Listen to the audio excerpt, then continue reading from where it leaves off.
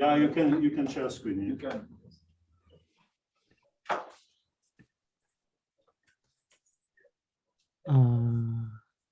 Okay, wait a minute.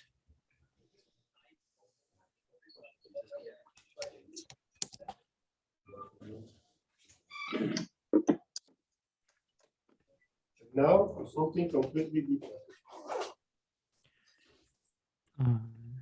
Sorry, I think there's something wrong with my screen sharing. So yeah, give me a minute.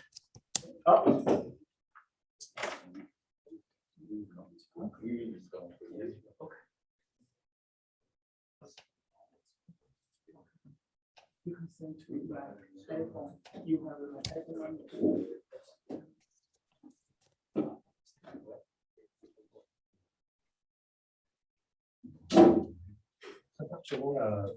De Mars qui bouge pas. Il y a le micro. Oui, je sais, on peut dire Marc qui nous entend. Marc, c'est très perturbant la photo.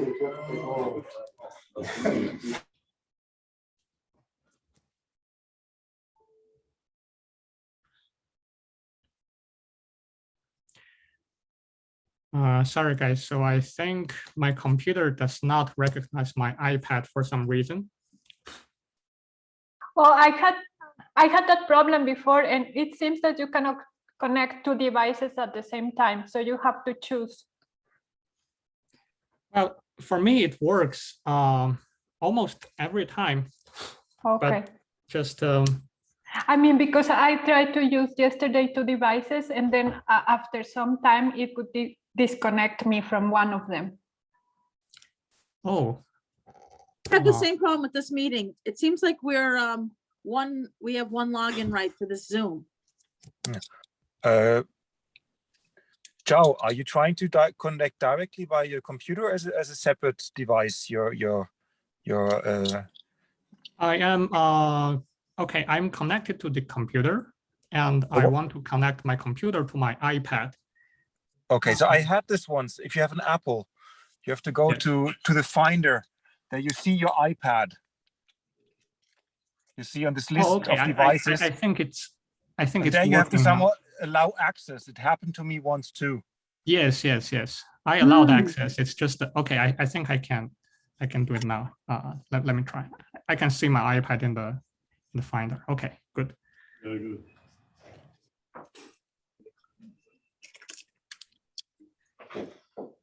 Should I start now or? Okay. If everybody's ready, even in the room, everybody's seated. There is a huge crowd in our room, and so it's my pleasure to introduce Charlie from University of Princeton, and he'll talk about classifying sufficient connected PSC manifolds, dimensions 4 and 5. Please. Oh, okay. Thanks. Thanks a lot for the organizers for this chance of giving a talk in the conference. So there's one one thing that I want to say. So I see that my employer in the web page seems to be Columbia University, and so that's why I wrote Princeton here. So there is a Charlie in Columbia, and apparently he's doing number theory. So okay. All right. So today I want to talk about some recent progress on the classification problem of positive scalar curvature manifolds in these particular dimensions 4 and 5, and everything's based on joint work with Otis, Chodosh, and also with Yevgeny Liokumovich. Okay, let's start with some basic definitions. So scalar curvature is a weak curvature invariant. It's a pointwise function on a Riemannian manifold, and we can think of its value at every point as in some equivalent, several equivalent ways. For instance, by definition, it's the trace of Ricci tensor or the total trace of the Riemann tensor sectional curvature. Or a more geometric way to view it is that it measures the volume of a small geodesic bowl. So basically, if you do a Taylor expansion of the volume of a small geodesic bowl centered around a point P and write the volume as a function of R, then you see the first order, the first non-zero order of the Taylor expansion is always the Euclidean volume, but the next non-zero order up to dimensional constant is minus scalar curvature. So in particular, scalar curvature positive at a point means that small geodesic will have a smaller volume compared to the Euclidean bow of the same radius. Okay, so unfortunately, this only holds at the level of Taylor expansion, so it cannot, I mean, there's no easy way to extend this equation to a certain, to a definite radius, right? So this is one, I think this is one reason that studying scalar curvature is a little bit difficult compared to some other curvature notions. All right, so in history, there has been this very classical, I think the starting point of many future works is the Custom-Werner theorem. So it is a theorem proved by Custom-Werner in 1975. I think they wrote 3 papers and have a lot of consequences. And a particular one is that if you take a dimension, manifold of dimension at least 3, then basically any smooth function which is negative somewhere can be realized as a scalar curvature function of some Riemannian metric on the manifold. Okay, so in other words, the if you say negative scalar curvature or scalar curvature is negative somewhere, then this condition has no topological obstruction at all. I mean, any smooth manifold will have such a Riemannian metric. On the other hand, there are known, let's look at the view from a person in 1975, but then there are already known topological obstructions to the existence of positive scalar curvature metrics. And perhaps the first such obstruction is so-called vanishing of the A hat genus. So the A hat genus is a certain characteristic numbers, and in particular, it's a polynomial, its very first version of A hat genus is a polynomial of the Pontryagin classes. So the claim here is that, well, the theorem here is that if a smooth spin manifold of dimension 4K has a positive scalar curvature metric, then its A hat genus must vanish. So first, as an example, let's look at a K3 surface. So this has been a famous kind of manifold. It's a 4 real dimensional manifold, and its A hat genus is 2. So in particular, 2 non-zero. In particular, it has no positive scalar curvature metric. But on the other hand, due to the famous Calabi-Yau theorem, it has a metric with Ricci tensor identically 0, and in particular, the scalar curvature identically 0. So this manifold kind of like the lies in a borderline. I mean, it's a Custom-Werner. It is one type of Custom-Werner manifold that supports a scalar 0 metric, but not any positive scalar curvature metric. Okay, so this leads to the following interesting question, which is called the obstruction problem, which is simply asking which smooth and closed manifold admits Riemannian metric of positive scalar curvature. So, I mean, I like this question quite a lot because it brings a lot of mathematical tools into study. Okay, so let's start from the basics, namely in low dimensions.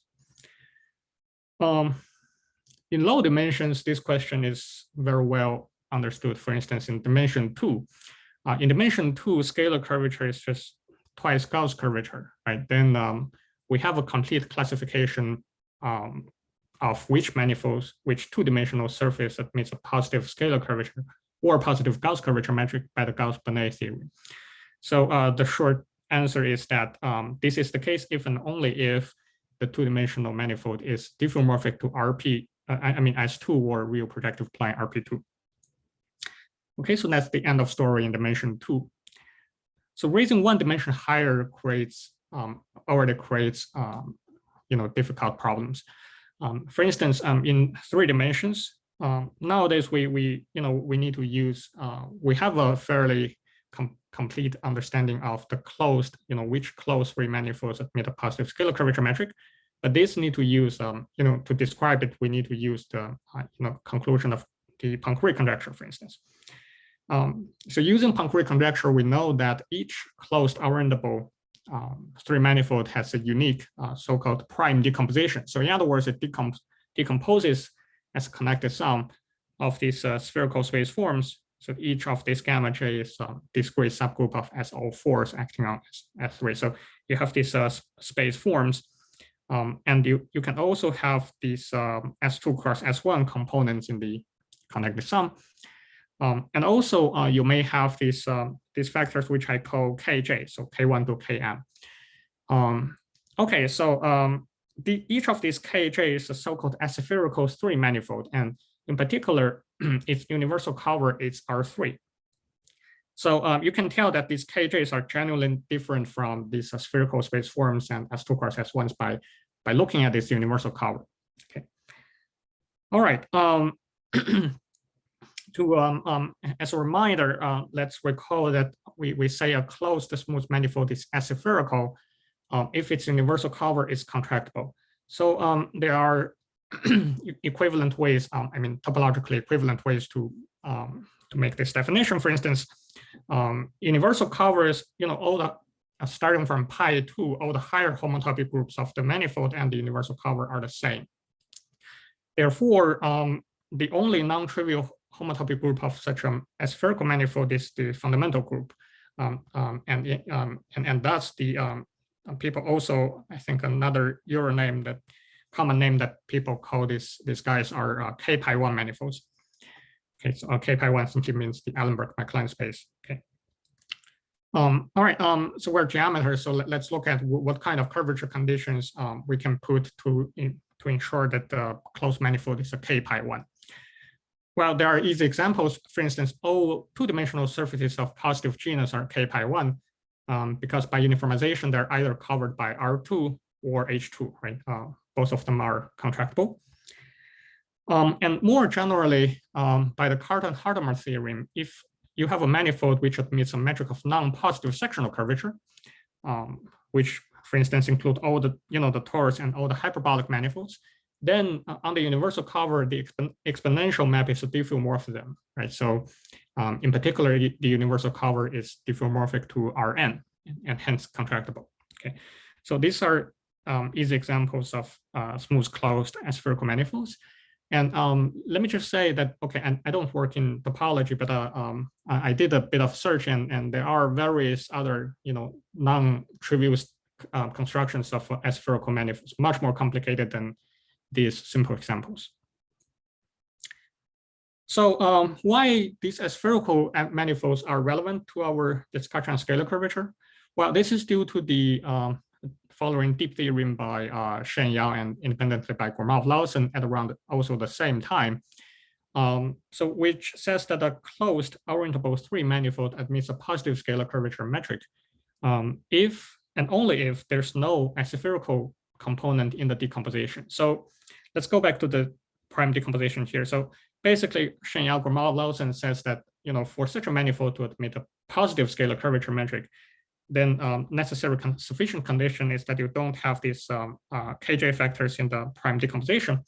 And in other words, you see it's just a connected sum of spherical space forms in S2 cross S1s. So equivalent way to describe the result is to say a finite cover of this manifold is diffeomorphic to either S3 or connected sums of S2 cross S1. And of course, a corollary in particular says that the closed aspherical 3 manifold does not admit a positive scalar curvature metric. Okay, so so this basically concludes the classification problem up to diffeomorphism in dimension 3, right? So which 3 manifold admits a positive scalar curvature metric. All right, so now the natural question is what we can say in higher dimensions, right? Let's try to develop similar stories for dimension 4 and above. So this turns out to be quite difficult, and it's still unknown in any dimension at least 4. So let me just mention a few landmarks.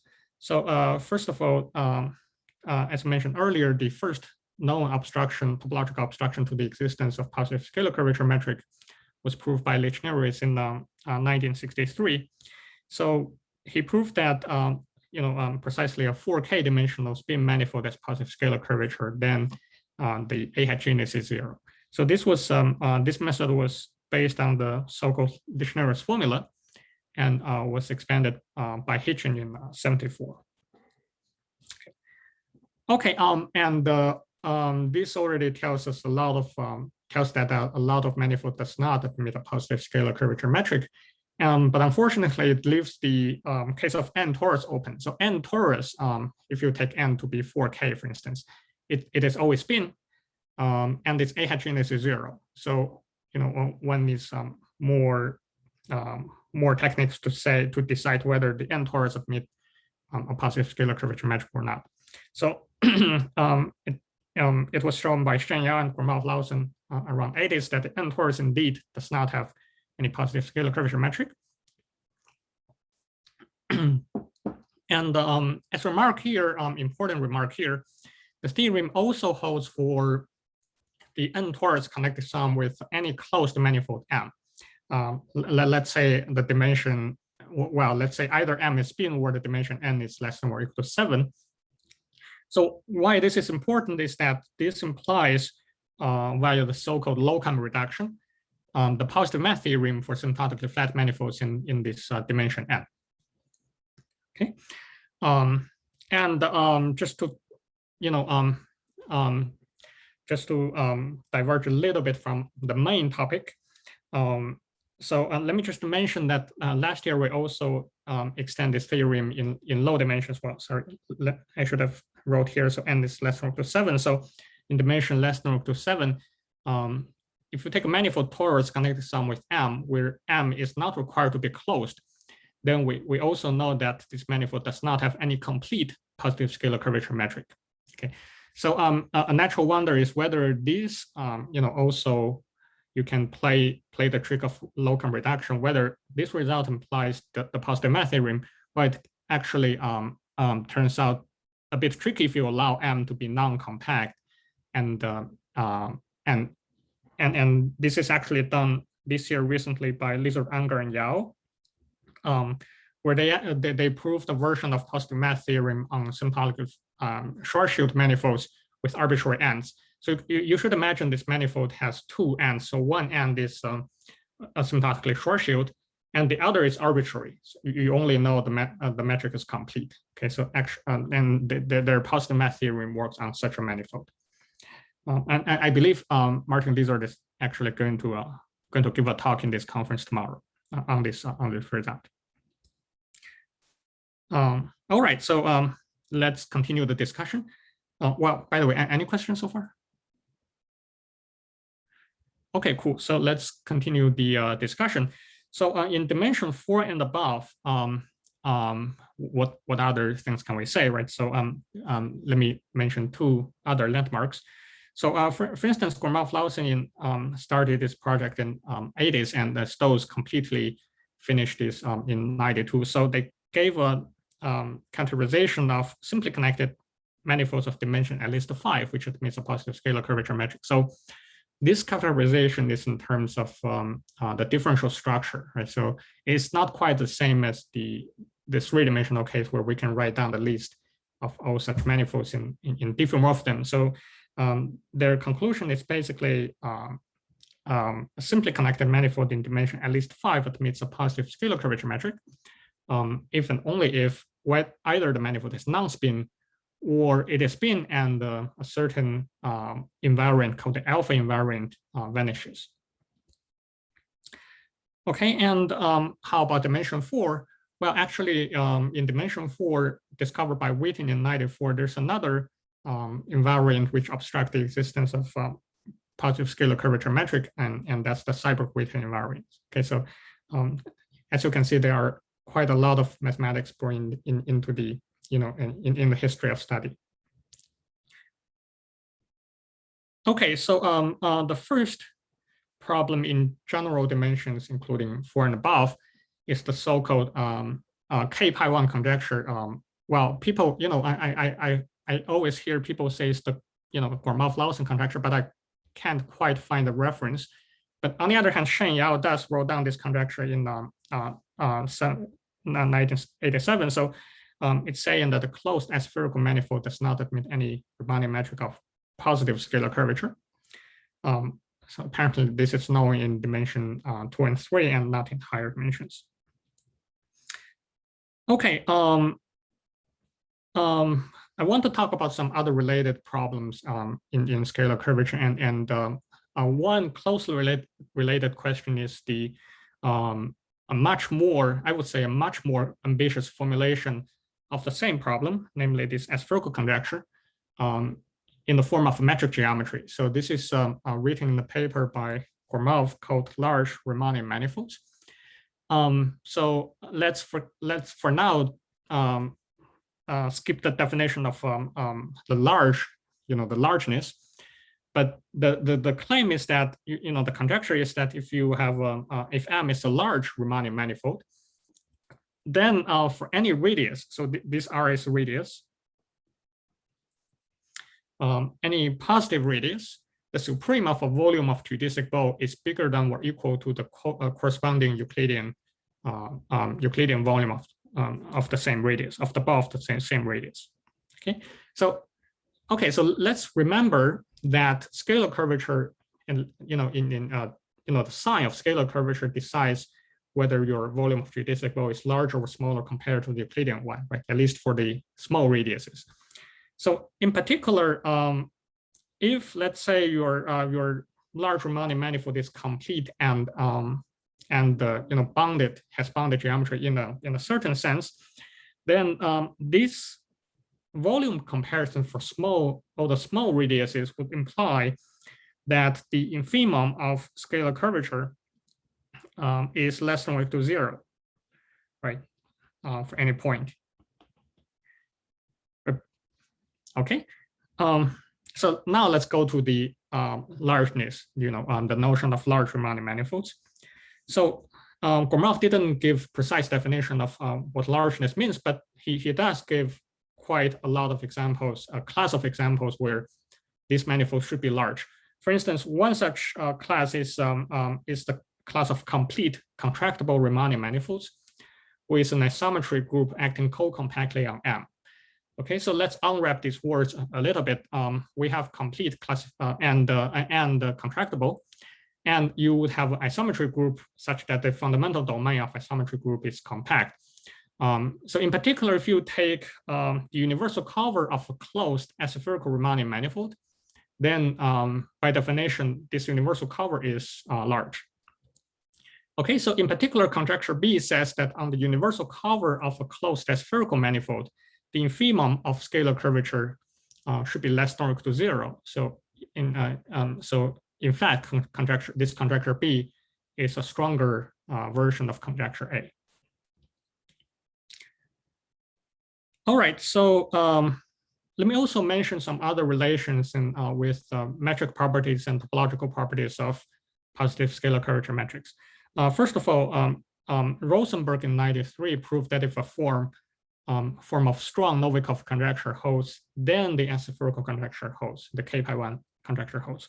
Okay, so in my understanding, the Novikov conjecture has, you can work with several different coefficient, coefficient rings, but if a certain choice of those rings and works for the Novikov conjecture, then the K-pi1 conjecture holds. Okay. All right, and there are also connections between the K-pi1 conjecture and other metric properties of Riemannian manifolds with, let's say, scalar curvature, strictly positive lower bounds. For instance, this include the irreducible width property, the so-called width, and the filling radius. So these are all purely metric notions, that there's no curvature involved. Let me show you one such example. Simply, this is about the notion of the irreducible width. So the formulation is the following.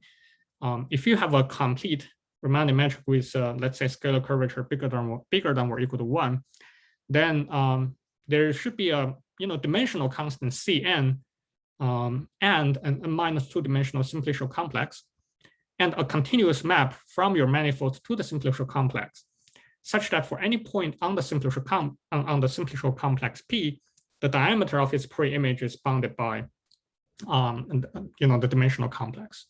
Sorry, the dimensional constant. Okay. All right. So this basically says that a manifold with scalar curvature, positive scalar curvature, roughly speaking, looks like a -2 dimensional simplicial complex, right, in a metric geometry sense. Okay, so all these conjecture A, B, C's are kind of connected with each other. And also, I believe this this conjecture C about the Urisan width would also imply the aspherical conjecture. So conjecture A is actually the weakest among the three, okay, and it should be the easiest. Are there any questions so far?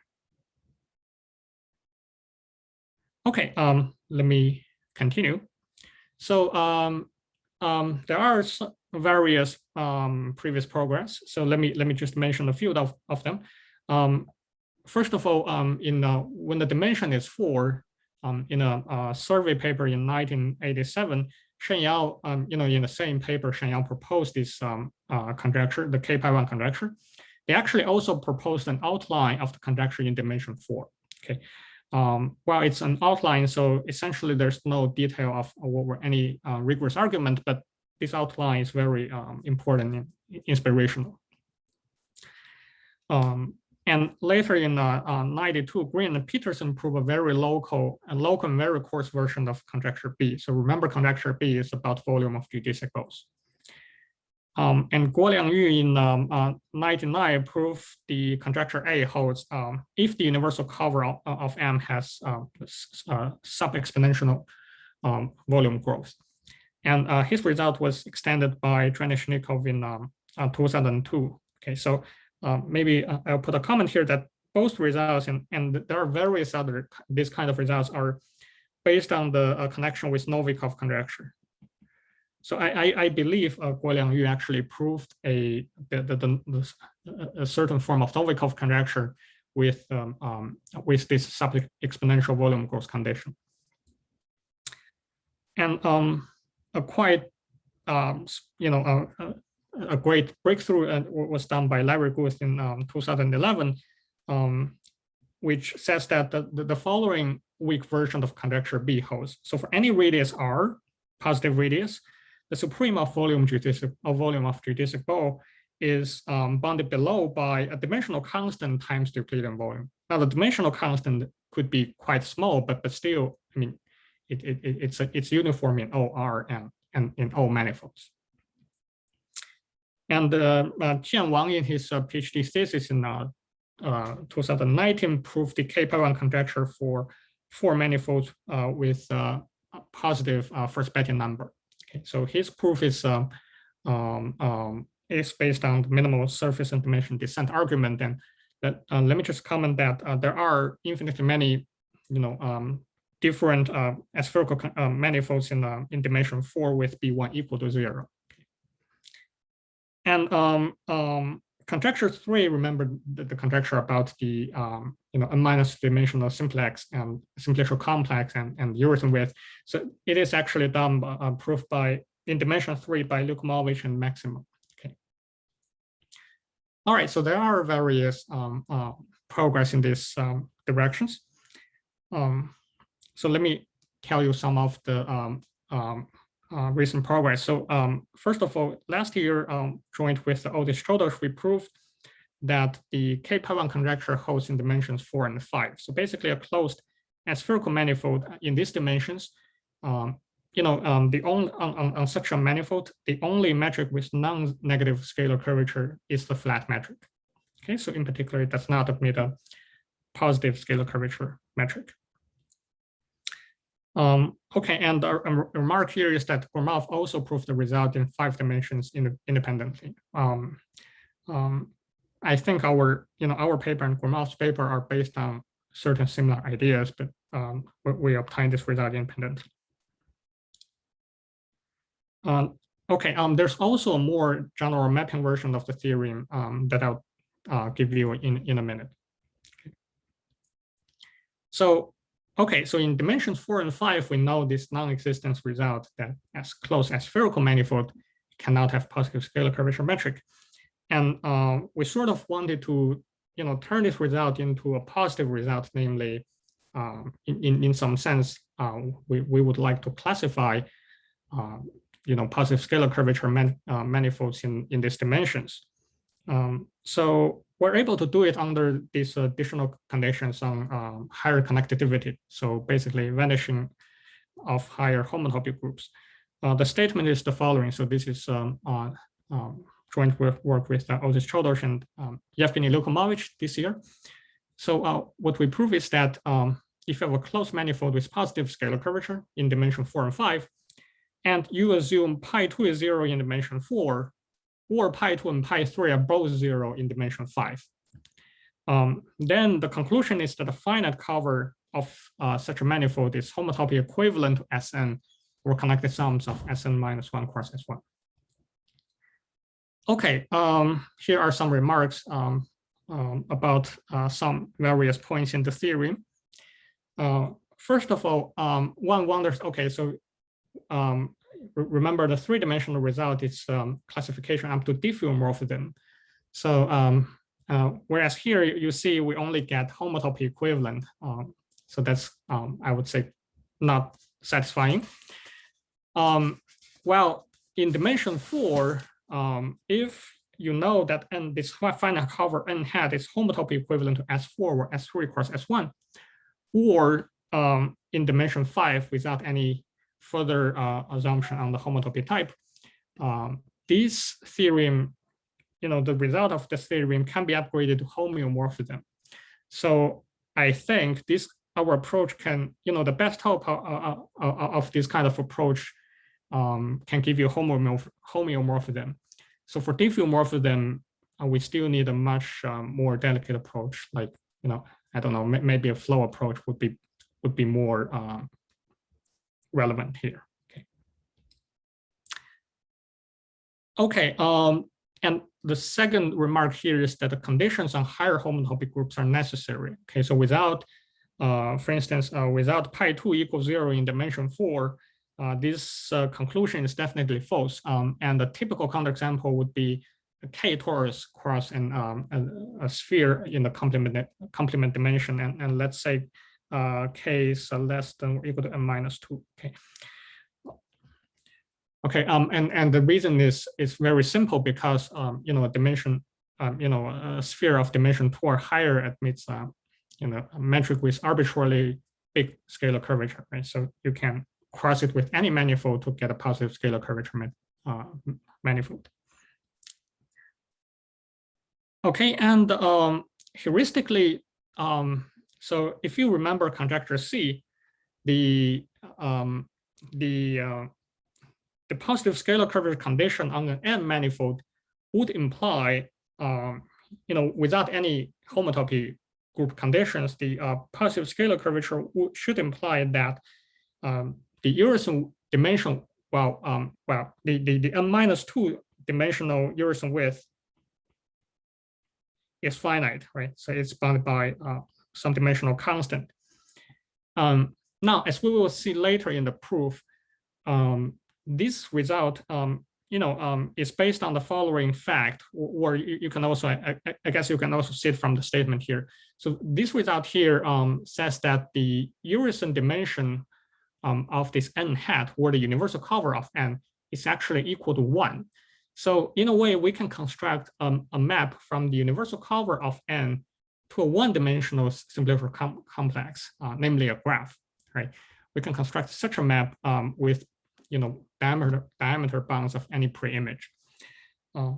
Okay, so this is why I wrote here that heuristically, assuming this higher homotopy groups vanish, this implies that the Urisohn dimension of this manifold will decrease. Well, right. So n minus 2 would be the most general one, and if you assume some pi k's vanish, then you could decrease from n minus 2 eventually to 1. So, well, so I think that there may be a more general, much more general statement on this kind of fact. And any questions so far? Okay. There's also a kind of interesting connection with another kind of curvature condition, which is the so-called positive isotropic curvature. And a big conjecture for this kind of curvature condition is that if you have a closed manifold with a positive isotropic curvature, so the peak condition, then the fundamental group should be virtually free. And in fact, the finite cover is diffeomorphic to the connected sums of the spheres and Sn minus 1 cross S1. Okay, so this is the fundamental group part is conjectured by Gromov, and the diffeomorphism type was by Shane. Okay, so there were previous approaches towards this conjecture, include minimal surface techniques by, for instance, Mikhailoff, Moore, and Fraser, and etc. So in particular, we know some kind of connectivity condition, namely, sorry, it should be pi 2 here. Okay, sorry. Namely, starting from the second homotopy group pi 2 all the way to the homotopy group of n over 2 should be 0. Okay, and there are also Ricci flow approach independently by Brandel, Shen, Brandel, and Chen-Tang, Zhu, and Huang, etc. And towards this conjecture. And in fact, Ricci flow shows that the conjecture holds in dimension. Oh, sorry, I made quite a few typos on the slides. So they prove this in dimension 4. So in dimension 4, peak manifold, up to a finite cover is diffeomorphic to connect sums of S3 cross S1 or S4. Okay, and in dimensions at least 12. Okay, so this is done by Brandel and Huang. So an interesting question here, if you compare our theorem and the condition that the peak condition actually implies positive scalar curvature. So the question here is that in 5D, does peak imply pi 3 of the manifold is 0? Well, if this is the case, then what we can prove is that actually at least pi 1, the fundamental group part of the conjecture is true, and the Shane conjecture is also true if you replace diffeomorphic to homeomorphism. Okay, so as I mentioned, there's also more general mapping version of such theorems, and the statement is the following. So let's take the same dimensions 4 and 5, and there are there are two manifolds in this kind of theorem. So first of all, you take a closed orientable manifold with positive scalar curvature, and that's called X and G. And you also take a closed orientable manifold N in the same dimension, and suppose that there's a map from X to N of non-zero degree. Okay, and on the target manifold N, we put the same higher connectivity condition, namely pi 2 is 0 when dimension 4, and pi 2 and pi 3 are both 0 when dimension is 5. Then the fact that there's a non-zero degree mapping from a positive scalar curvature matrix tells us that the target N satisfies precisely the same condition, namely conclusion, namely a finite cover is homotopy equivalent to a sphere or connected sums of Sn minus 1 cross S1. Okay, so in particular, this tells us that the following kind of corollary. So one typical example of such manifolds N are aspherical manifolds. So in particular, if we have a closed orientable manifold admitting a non-zero degree map to a closed orientable K pi 1 in the same dimension, then this X cannot admit any positive scalar curvature metric. Okay, so I want to mention here that this corollary I think is also claimed by Gromov in his latest version of the lecture notes in scalar curvature. Let me maybe just mention one last thing before we move into a bit technical part. So there's also a version of this both the theorem and the corollary of possibly non-orientable manifolds. So basically, if you replace orientable by non-orientable everywhere, and then the mapping is assumed, mapping F is assumed to be of non-zero mod 2 degree, then the same conclusions hold. Okay, so well, any questions before I move into proofs? Okay, so let me try. Yes, Excuse me, there is a question in the room. If the F is smooth or just a continue is enough. The map F, the map from X to N is a map with a non-zero map. So I want to ask the map is a smooth or just a continue map. Oh, well, okay. First of all, I think, well, in the closed, if both the domain and targets are closed, then any continuous map can be approximated by smooth maps of the, up to a very arbitrarily small error. So it doesn't matter, basically. Okay, thank you. Yeah. Okay, so let me motivate a little bit of the proof and try to tell you some of the key ideas. So the starting point to prove the K-pi1 theorem is the following. So okay, this lemma here is has a 5-line statement, but really it describes the following phenomena. Now, if you take a closed Riemannian manifold and assume its universal cover is non-compact. Okay, so we're living in the universal cover, so I'll draw pictures.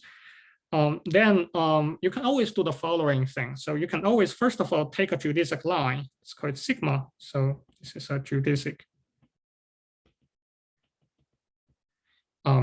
line. Namely, it's a mapping from R to the universal cover such that the distance between any 2 points on sigma is equal to the difference in the parameter. Okay. Now, and also you can take a intersecting hypersurface. So this is our m hat. So this is m hat n-1. So this is a minus 1 dimensional hypersurface, such that the intersection of, first of all, the intersection of sigma and m hat is non-zero algebraically. Okay, non-zero algebraic intersection. And second, the distance between the boundary of m hat and the sigma is bigger than, let's say, 3L for arbitrary L. Okay, so actually we can fix the choice of geodesic line and take this m hat larger and larger. Okay, so a typical picture to keep in mind is that in Rn, the Euclidean space, sigma would be the xn axis, and m hat would be the disk of radius 3L on the x1 to xn minus 1 plane, or hyperplane. All right, so the key step, let's say at least for the 3-dimensional aspherical theorem is the following theorem by Shen and Yao.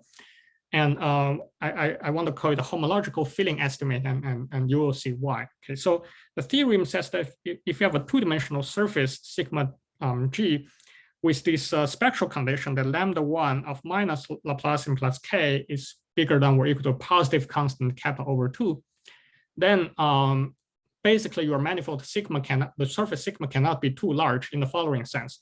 So if sigma has no boundary, then the diameter is bounded above by 2 pi over square root of kappa. And if the surface sigma has boundary, then the distance between any point on the surface to boundary is bounded above by the same constant.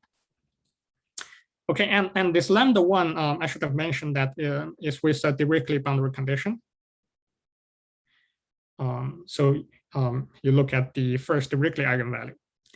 All right, so this is a very nice theorem, and if you're unfamiliar with such a statement, this extends a classical result by Bonnet-Meyer. Right, Bonnet-Meyer says that the same conclusion holds if you assume the surface has Gauss curvature bigger than or equal to kappa over 2. Okay, Apparently Shen Yao is, the lambda 1 condition is an extension of the lower bound of Gauss curvature condition, and they use this spectral lower bound to derive the same conclusions. All right, then the theorem has the following consequence. So in a 3 manifold with, let's say, scalar curvature bigger than or equal to 1, you take a non-homologous curve inside. Then the curve, of course, is non-homologous, means it has to bound a 2-dimensional surface. But then the curvature, scalar curvature lower bound tells you that the surface has to live inside a 2 pi neighborhood of this curve gamma. It can't go too far away. And why is that? Well, the reason is basically the following. You can solve the plateau solution sigma with boundary gamma. Namely, you take the homologically error minimizing surface with the boundary, and then the stability inequality of minimal surface tells you that the following inequality, your stability inequality is true for any compactly supported C1 function. And now you use the condition that scalar curvature is bigger than or equal to 1, and this is square term a squared, so it's bigger than or equal to 0. Therefore, you get you derive the spectral condition that lambda 1 of minus Laplacian plus k on the surface is at least 1/2. Okay, and then you use a Shen Yao theory. Okay, so this proposition is the so-called, what I would call the homological filling estimates. So namely, non-homologous mean that you can always fill in by a cycle of 1 dimension higher. But with the curvature condition, you can further say that the fill-in is bounded in distance. All right, so combine this, the previous lemma and this homological filling estimate, we can give a very short and simple proof of the 3-dimensional aspherical theorem. Namely, let's try to prove that the closed aspherical 3 manifold does not admit any positive scalar curvature metric. So the proof here is different from the original proofs of Shen Yao and Gromov-Lawson, but it does extend to higher dimensions. So I'll give you a proof by picture, and instead of showing you the words. So remember, we can find geodesic line. Oh, okay. Sorry. First step, we pass to universal cover, and we find a geodesic line sigma together with a surface. So I'll draw the boundary of the surface here. So this is a surface. Let's call it m hat, right? Remember, it's a 2-dimensional surface, and such that first of all, its intersection, algebraic intersection with sigma is non-zero. And second, its boundary is sufficiently far away. So let's say here we take the distance to be bigger than 2 pi. Okay, now let's say gamma is the boundary curve. So we apply the previous proposition, namely by taking the plateau solution of gamma, we can always find another surface. Let's say this is a sigma, such that sigma is living inside the 2 pi neighborhood of the curve gamma. Now, by directly comparing distance, you know that in particular, this means sigma does not intersect, well, the geodesic line little sigma at all, right? Because of the distance restrictions. Now, the observation is that if you put the union of M2 and the surface sigma, you see they have the same boundary, so their union is boundaryless, right? It's in particular, it's a 2 cycle. Therefore, this 2 cycle intersect sigma, the geodesic line, non-zero algebraically, right? Because m hat intersect algebraically, and the other surface sigma does not intersect at all, right? Okay, that's a contradiction, because this would mean that the 2 cycle M2 union with sigma is non-trivial in homology. Okay, so this is a contradiction, right? Because the universal cover of an aspherical manifold should be contractible. All right, so this is the formal proof. Now let's move into higher dimensions and see what kind of conditions we really need and what kind of estimates it's necessary. Now let's take in general an M manifold closed and as in the theorem 2. So remember, in theorem 2, we assume that pi 2 up to pi of n minus 2 of the manifold is are all 0. Now, taking the passing to the universal cover, pi 2 and up to pi n minus 2 are the same for the universal cover, so also 0, and pi 1 of universal cover is also 0. Therefore, by the Fourier theorem, the universal cover's first n minus 2 homology groups are integral homology groups are all 0. Okay, so the key estimates is the following homological filling estimate analogous to the one in dimension 3. So basically, the statement is that in dimension 4 and 5, there's always some big constant L depending on the closed manifold, such that for any integral n minus 2 cycle, there exists an n minus 1 cycle, n minus 1 chain, such that the n minus 2 cycle is the boundary of the n minus 1 chain. And moreover, the sigma n minus 1 is contained in the L neighborhood, tubular neighborhood of its boundary. Okay, so if you are let's try to see that this is actually a higher dimensional analogy, right? If n is 3, then this is a 1 cycle, so a curve, and you can write it as the boundary of a 2-dimensional chain. Okay, so the proof of the theorem is the most difficult part, so I'll try to skip that, but instead I'll try to give you some consequences. Now, first of all, by combining this estimate and the previous lemma regarding the existence of geodesic lines and intersecting hypersurface, we can prove the aspherical conjecture just as before, right? Take the geodesic line, take intersecting hypersurface whose boundary is at least L, strictly bigger than L away from the line, geodesic line, and then fill in by sigma n minus 1, and you obtain an n minus 1 cycle intersecting the geodesic line non-zero algebraically, right? Contradiction. Okay, I'll try to conclude everything in 5 minutes or so, and so the aspherical conjecture is proved fairly easily using the homological filling estimate. And let me try to tell you how do we prove the classification result in dimension 4 and 5. So the starting point is the following observation inspired by a work of Albert Belinsky and Guth, which we learned from a talk. So basically, we can prove the following thing. So assume that the manifold NG has the above homological filling estimate, namely any integral n minus 2 cycle in the universal cover can be filled by its L tubular neighborhood. Then the universal cover satisfies the particular property, namely for any fixed, for any point P in the universal cover, each connected component of the level set of the distance function to P has diameter less than or equal to 20 L. Okay, so let's try to understand this this property a little bit. So the distance function is of course a continuous function from the universal cover to the real line. Now the real line is a very simple one-dimensional simplicial complex. So this says that this proposition says that basically the universal cover has Urisan 1 width less than or equal to 20 L.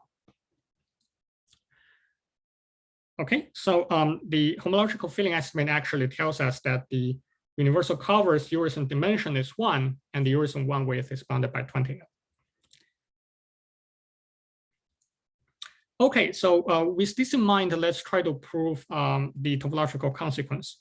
The proof consists of 3 steps. Some of them are, purely topological, and some of them are geometric a little bit. So the first step is a suitable covering argument.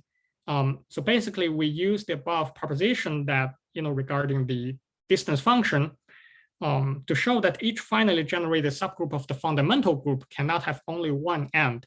So the end here is a notion related to geometric group theory. So basically, the number of end of of a group G is defined as the number of n of covering space K, where K, is covering space of some other simplicial complex K, K2 covers K, and the G is the group of covering transformation. Let's say deck transformations. Okay, so to give you some examples and also to relate to the scalar curvature problem, let's see the number of ends of the group Z. Let's look at the group Z. Okay, so I claim this is equal to 1, and why is that? Well, because we can take the covering R cover S1, right? So then the group Z is the group of deck transformation, and of course, the number of ends of the group Z is 2, and then the number of ends of the manifold R is 2, right? Because if you dig out a large enough interval, then there are 2 connected components. And similarly, the number of ends of the group Z2 is equal to 1. And why is that? Well, because you can take the covering R2 covers T2.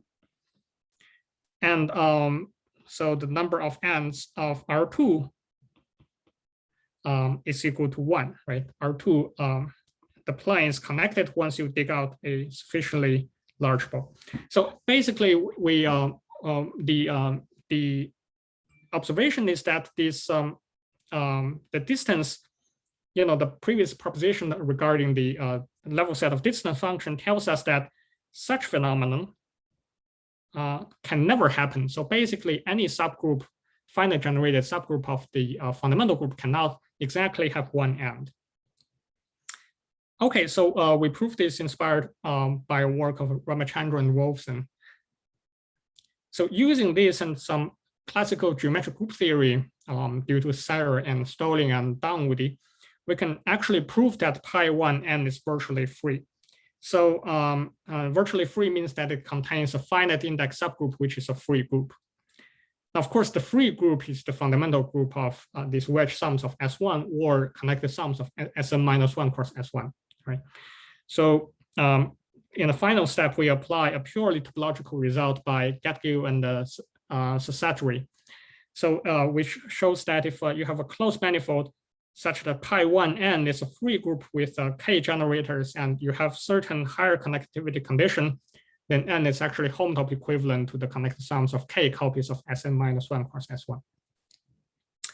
Okay, so and to apply to our situation, we take the manifold n, we pass to the finite cover corresponding to this finite index.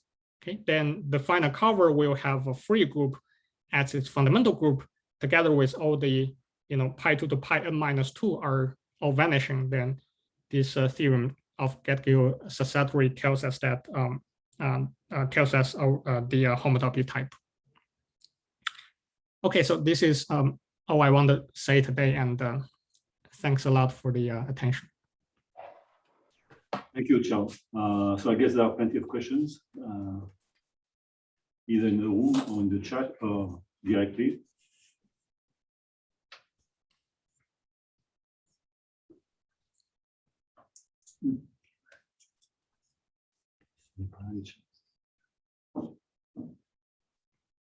Okay. Do you have any question here? Okay. Okay. Yes. Yes. Can you recall the hypothesis which makes the whole strategy work? Because I forgot the exact hypothesis. I'm sorry, I didn't hear clearly. So which strategy? So you're asking for the hypothesis. If you could recall the hypothesis. Recall the hypothesis, please. Hypothesis. Okay. Let me here. So base. Yeah. Sorry. Okay. Here. Oh, wait. No. Yeah. This one. So basically, we require the homotopy group from pi2 to pi n-2 are 0. And for the group being virtually free, it is what are the hypotheses? Oh, virtually free means I'll just write here. So virtually free. Yes, yes, but what are the hypotheses which makes this group virtually free? So are you asking the definition of group being virtually free? No, the hypothesis of the theorem whose conclusion is the group is virtually free and other conclusions. These are not you don't need all these hypotheses in order that the group should be virtually free, I think. No? We do need to use all the conditions here. No, we do need to use it. Okay. Yeah. Yeah, because if he has the torus, then right, you would, if you have a torus inside it, then you would have a exactly. abelian group. Yeah. So basic counterexamples are as here, right? The torus cross S of n minus k, and you have a torus factor. The fundamental group will contain a z, direct sum z, for instance. That's not a virtually free group. Okay, more questions? Excuse me, can I ask? So it's maybe two questions, Sasha. So it's something very simple, probably. So there was a geometric comment, so that if you have manifold with some condition, then the universal covering contains a line and so a cycle far away from it. Far away? Far away from it, so that its feeling intersects Right. this line.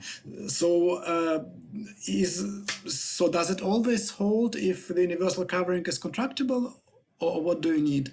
Well, yes, good question. So that's well, you can find a good reference for that is Gromov, the classical splitting theorem. So basically, the fact that it is a fact that any non-compact universal cover will contain a geodesic line. Yes, that is simple. Yeah. Okay. Yes, and then well, you can just take we also wrote this construction in our paper. So then you can basically take the intersection of okay, so you can take the -2 cycle as following. So you first take the boundary of a tubular neighborhood of that geodesic line, and then you take a point on the on the line and take the large geodesic sphere around it. The intersection of the tube and the sphere is a -2 cycle far away, which intersect non-zero. Yeah. Okay. So it's and you only. So what kind of condition do you need? So are there some non-compactness? I think it's we didn't need to use contractibility. No, but if you only have non-compactness, so then you take S1 times Sn-1, then the universal covering is a line times sphere, and then you cannot go too far away from the line. So you need to be able to go away from the line. So but contractible, yeah. So if well, okay. I think we let's see.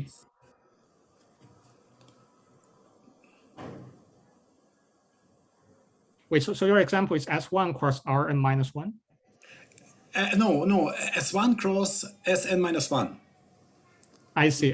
Okay. Then the universal covering is right.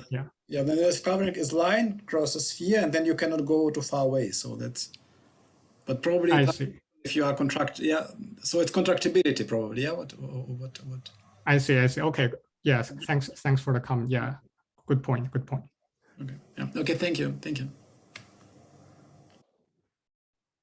Any more questions? How to get the end of the fundamental group has one end from the homology failing properties. Right. So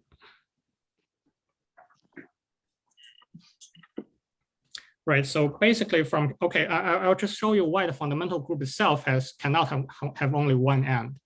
So the reason is the following. So now if you take you take this sorry, okay, so suppose, let's see how it works. So suppose you have only one end, then, take, let's see, okay, so let's still take a geodesic line, because the geodesic line always exists, okay? So, and take the point P on it. Now, if the universal cover has only one end, this means that far, you take, this point, far away, let's say Q1 and Q2, these, they would, belong to the same connected component of the complement of a big ball centered around P, right? But then since Q1 and Q2 are on the geodesic line, their distance, this distance here is huge, arbitrarily large. So this is a contradiction. Okay. Yeah, thank you. And your construction for the geodesic line is kind of like Jigger. Yeah, it's exactly where triple you're Gromov, just yeah. taking actions of the points and just extending longer and longer. Yeah, yeah.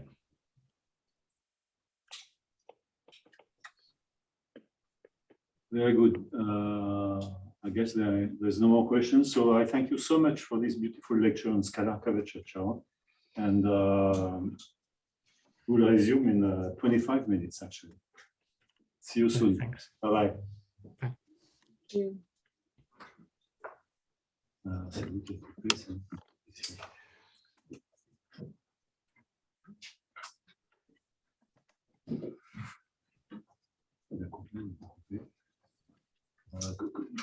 Very nice talk, thanks. Yeah, thank you so much. Could you just close the session, because we have to record. Okay.